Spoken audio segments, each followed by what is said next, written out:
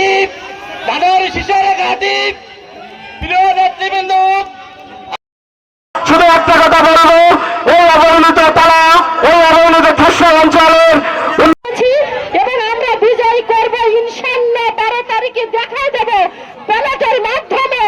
সবাইকে ধন্যবাদ।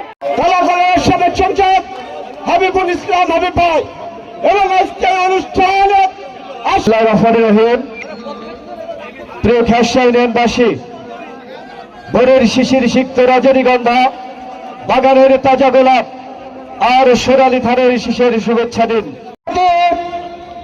উপস্থিত উপজেলা সকল পর্যায়ের নেতৃবৃন্দ, প্রিয় খেসাবাসী ভাই ও বোনেরা, মায়েরা, আসসালামু আলাইকুম। প্রধান অতিথি আমাদের তারা কলার প্রিয় মানুষ, আমাদের হাবিব সাহেবের প্রতীক ধানের শীষ।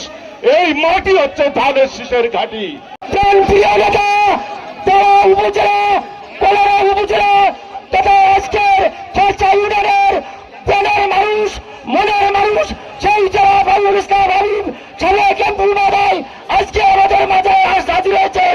আমরা তাকে খরচা ইউনিয়ন বিএনপি অঙ্গসংগঠনের পক্ষ থেকে ইউনিয়ন শাখা আয়োজিত 12 ফেব্রুয়ারি জাতীয় সংসদ নির্বাচনের মনোনীত প্রার্থী, জাতীয়তাবাদী দলের মনোনীত প্রার্থী, সাবেক সংসদ জনাব হাবিবুল ইসলাম হাবিবের নির্বাচনী জনসভার সম্মানিত সভাপতি, এখানে উপস্থিত রয়েছেন প্রধান অতিথি হিসাবে সাবেক সংসদ বাংলাদেশ জাতীয়তাবাদী দলের ধানের শীষের নমিনি জনাব হাবিবুল ইসলাম হাবিব, সম্মানিত নেতৃবৃন্দ, সামনে উপবিষ্ট খেসরা ইউনিয়নবাসী, আমার মা ও বোনেরা, সকলকে জানাই আমার সালাম, আসসালামু আলাইকুম। অন্যান্যদের প্রতি রইল আমার শুভেচ্ছা, অভিনন্দন এবং নমস্কার। শুধু একটি কথা বলতে চাই, আগামী 12 ফেব্রুয়ারি নির্বাচন স্বাধীনতার সপক্ষের শক্তির নির্বাচন এবং বিপক্ষের শক্তি নির্বাচন। 1971 সালে যারা এদেশের স্বাধীনতার বিরোধিতা করেছিল, সেই তারাই কি এদেশকে রক্ষা করতে পারবে আপনারা বলেন? অতএব আমরা আগামী 12 তারিখ ধানের শীষে ভোট দিয়ে দেখে দিতে চাই জনাব হাবিবুল ইসলাম হাবিব তারা কলারের এমপি হবে, এটা আমরা বলতে চাই। বলছে বিএনপি আমরা ধানের শীষে ভোট দেব, মহিলারা বলেছে আমাদের ভবিষ্যৎ নিয়ে চিন্তা ভাবনা আছে, অতএব আমরা ধানের শীষে ভোট দেব। শেষ করব, আমার ডান পাশে বসে আছেন এই ইউনিয়নের, এই উপজেলার অনেক প্রতিভাবান মুক্তিযোদ্ধা, যারা জীবন বাজি রেখে বাংলাদেশকে স্বাধীন করেছে। পাটকেলঘাটা থানা এবং সকল রাস্তা, সকল উন্নয়ন, তালা কলারওয়ার কোন রাস্তাঘাট ছিল না, সেই রাস্তাগুলো প্রধানমন্ত্রী হিসেবে আমি মায়ের কাছে সন্তানের দাবি দাঁড়িয়ে বলেছিলাম, করেছিলাম। আমার 15 বছর হয়ে গেল, এর মধ্যে অনেকে এসেছেন, সেই দায়িত্বটুকু পালন করিনি। আমি একসাথে 37টা স্কুল কলেজ করেছিলাম। এই দলুয়ার ছেলেরা মেয়েরা সেখানে পড়ে একদিনে মাত্র 1.5 মাসের মধ্যে। তার মধ্যে কামাল বক সাকি সাহেবের স্কুল আমি এমপিও করেছিলাম। যদি আমি না কাঁপতাম মাটির সাথে শুয়ে যেত। PM নজরুল সাহেব দুদিনের এমপি হয়েছিলেন 4.5 মাস। PM নজরুল আমাদের বড় ভাই, তার 2 মায়ের নামে 2টি স্কুল ছিল, একটা হলো রহিমাবাদ, একটা হলো বদুন্ডেছা, একটা জয়নগর, একটা সাতপোতা কেরারকাতায়। সেই স্কুল দুটো এমপি করেছিলাম।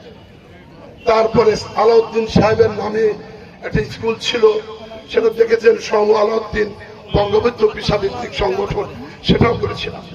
আমি আপনাদের এলাকায় তলুয়া খালেদা জিয়া কলেজ জিয়া রহমান করেছিলাম, একই সাথে এইগুলো করেছিলাম। তার মধ্যে আমি নির্বাচিত হয় কি নিরপেক্ষ কিনা এবং আপনাদের লোক কিনা প্রমাণ করতে চেয়েছিলাম। আমি আবারও বলছি, আমি নির্বাচিত হওয়ার পরে কোন নিরপেক্ষতা থেকে কাজ করেছিলাম। তারা আমার জনপ্রিয়তার কারণে মনে করেছিল এই কেস দিয়ে যদি রাখা যায় তাহলে আর কখনো কলরার তালার অন্য কেউ আসতে পারবে না। তাই আমি দুঃখের সাথে বলছি, জেলে ছিলাম বহু কষ্টে, কখনো সেই জেলে ছিলাম, কখনো চোখ বেঁধে নেওয়া হয়েছে কুষ্টিয়ায়, নেওয়া হয়েছে যশোর, নেওয়া হয়েছে ঝিনাইদহ, নেওয়া হয়েছে খুলনার কারাগারে, পরে সর্বশেষ আমাকে রাখা হয়েছিল কেন্দ্রীয় কারাগারের ফাঁসির ছেলে। ভাই আমার, আমি কখনো যে আসবো, ভোট করব, বেঁচে থাকবো এ বিশ্বাস করিনি। এর ফিরে আসাই বড় কঠিন ছিল। এমনি একটি অবস্থায় জীবন যাপন করেছি। অপরাধ ছিল এই, বেগম খালেদা জিয়ার একজন বিশ্বাস্ত সন্তান ছিলাম বলে এই অপরাধী করে আমাকে এইভাবে করেছে। কারণ খালেদা জিয়া 7 বার কদম এসেছিলেন, পাটকেল এসেছিলেন, সাতক্ষীরা আরো একবার এসেছিলেন। যার ক্ষমতা থাকে, সক্ষমতা, তাই এই অপরাধের এত বড় নির্যাতনকে মাথায় পেতে কিন্তু কখনো ভীত হয়নি। আজকে এসেছি আমার মাগো, আজকে এসেছি আপনাদের মাঝে। আমাকে আপনাদের একদম মজলুম হিসাবে আমি আপনাদের কাছে ধানের শীষে ভোট চাচ্ছি। আপনারা দয়া করে সবাই যদি ভোট দেবেন। আমি বেশি কথা বলবো না, শুধু এইটাই বলতে চাই, সব আজকে ভোট ছিলাম, আমি নির্বাচিত হয়েছিলাম তখন বিএনপি জামাতে, মনোনয়ন পেয়েছিলাম 2001-এ, মনোনয়ন পেয়েছিলাম 8-এও 1,48,000 ভোট পেয়েছিলাম, মনোনয়ন পেয়েছিলাম 18-এ, আসতে দেয়নি কেউ। মিথ্যার কে কথা বলতো না, মিথ্যা। তাহলে কি আমার প্রতিদ্বন্দ্বী যিনি প্রার্থী, তখন তো তার যোগ্যতার দিকটা আমি এগিয়ে আছি কিনা আপনাকে রেখে দিলাম। আজকে যেহেতু আমি লীগ নাই, সেহেতু আমি আমার পরিবারের কথা কিছু বলি। আমার আপন 2 ভাই মুক্তিযোদ্ধার সংগ্রামে গিয়েছিলেন, ইন্ডিয়াতে চলে যেতে হয়েছিল। তারা তখন ন্যাপ করতেন, কলরা থানা ন্যাপের সেক্রেটারি ছিলেন আমার বড় ভাই রফিকুল ইসলাম, পরবর্তীতে কলরা হাই স্কুলের হেডমাস্টার ছিলেন। শুধু একা যাননি, বিএম নজরুল সাহেবের আত্মীয়তার কারণে তাকেও নিয়ে গিয়েছিল।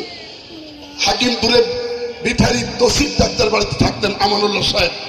যারা কলরওয়ায় আওয়ামী লীগ করে সবাই মিলে আমরা চলে গেছিলাম। এসে দেখলাম আমাদের বাড়িটা ঘুরিয়ে দিয়েছে, কারণ ওখানে খান সেনাদের পাক বাহিনীর আস্তানা ছিল ওই বলফিল্ড ময়দান। যাওয়ার সময় বললো এরা সব নকশাল, এবং এই নকশাল ঘুরিয়ে দেওয়া বাড়িগুলো। আমি সেই ক্ষতিগ্রস্ত পরিবারের সন্তান, কখনো পড়েছি কখনো বুঝিনি।